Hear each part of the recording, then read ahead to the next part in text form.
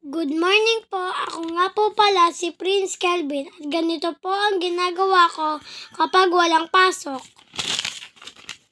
Una, ay inaalis ko ang lahat ng unan at kumot sa ibabaw ng higaan ko at inaayos ko muna ang cover ng kama ko.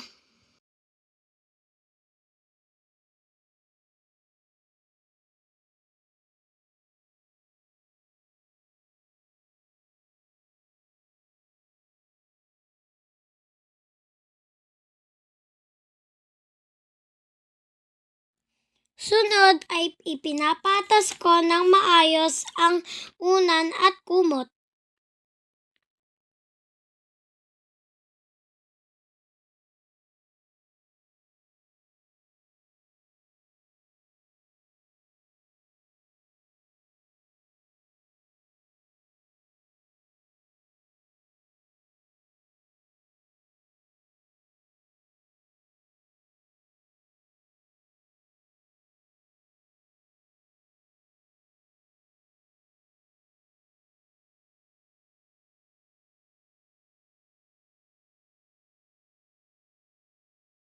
Pagkatapos ko mag-ayos ng higaan ay inaayos at binubuksan ko ang kurtina ng bintana upang magkameron ng liwanag ang kwarto.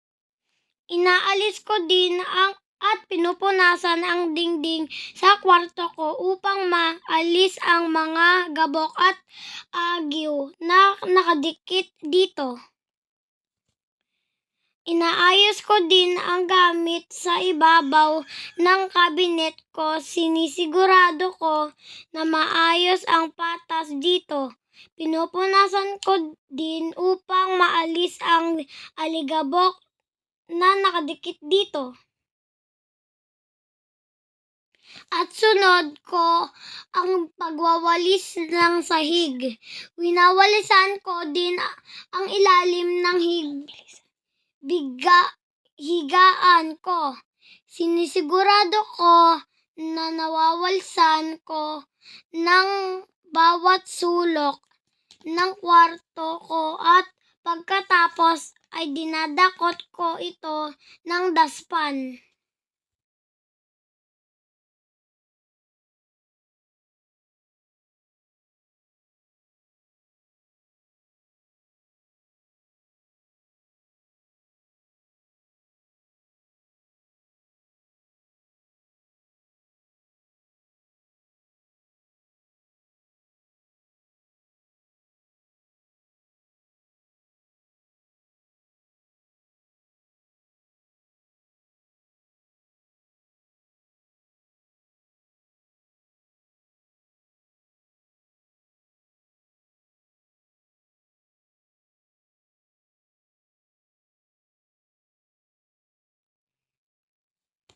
Pagkatapos ko magwalis, ay minamap ko naman ito para masigurado na walang naiiwang gabok at naalis ang mga dumi sa sahig na nakadikit.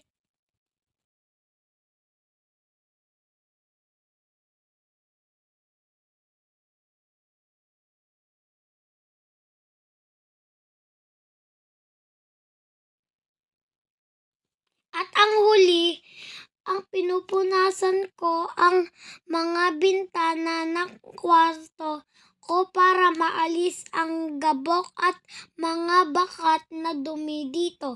Maraming salamat po sa panunood.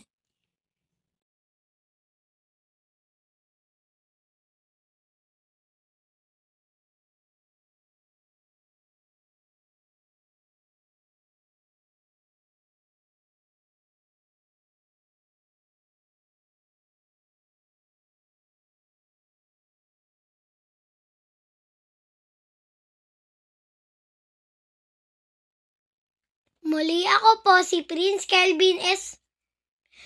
Magada ng Grade 4 Masipag. Maraming salamat po.